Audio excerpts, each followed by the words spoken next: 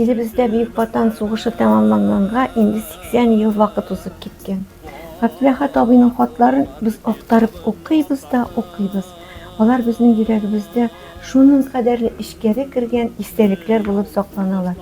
Син бүген нинди документ алып кайттың? Менә Габделәхәт абыйның соңгы тапкыр кайда булуы турында хәбәр кәгазе алып кайттым. Әйдә, укыйк әле, карыйк әле. Без Тукай районы Әжмәкәй авылыннан. Минем әби 1941 елда илебездә башланган Бөек Ватан сугышына Баһадирдай ирен, су силеге кебек 2 улын озата. 5 бала белән ач ялангач хәлдә ялгыз кала.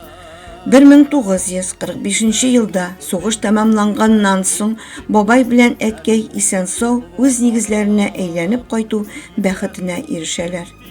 Тик өлкән улы Габделәхәте хәбәрсез югала. Аның исеме хәтер китабына кертелгән.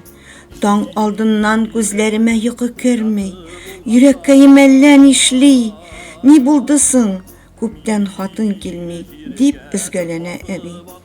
Тик әбиебезгә улыннан кабат бернинди хәбәр дә килми. Бездә Габделәхәт абыйның 3 почмаклы 2 хаты саклана. Сез ки туып үскән илләрдә яшәүче кадерле әнкәемә һәм туганнарыма, кечкенә карлыгачларым Нәгыймгә, Миннетаһирга, Рәзингә, без ки абыегыз Габделәхәттән бик сагынып, бер күреп сөйләшергә дар булып, сәламнәремне язып җибәрәмен.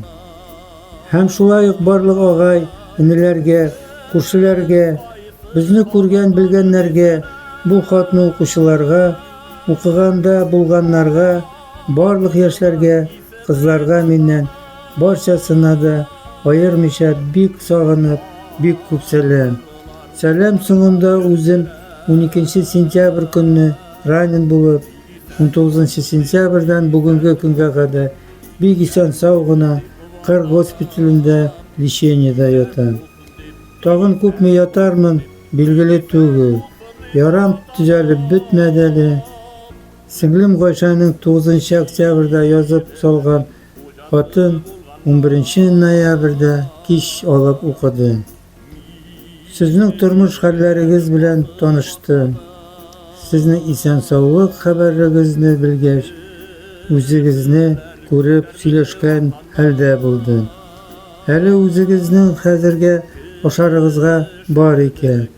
Шул утын һәм мал-туарлары ягыннан гына авырга килмәсә ярар иде дә. Ярый, хатка язып сүз бетмәс.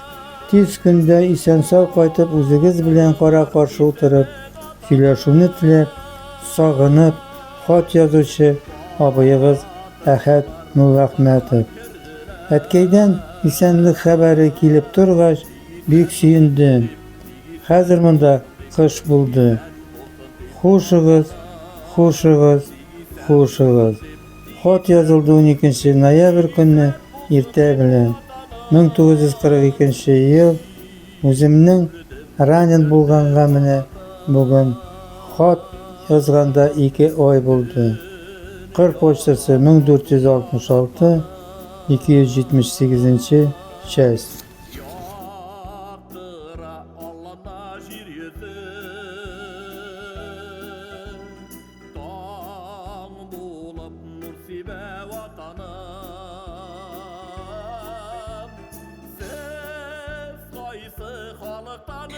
Гөлмәрьям әбием гомер буе улының исән-сау кайтуына өметләнде. Үзенең кайгысын йөрәгенең түрендә саклады. Кулын каш өстенә куеп, югары очлан кайткан юлчыларны каршылап, күзләре талганчы солдат улын көтеп яшәде.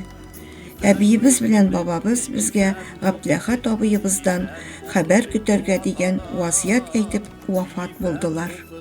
80 ел гомер узып китсә дә, без бу хатларны һаман үзебезнең күңелебездә бик кадерле истәлекләр итеп саклыйбыз.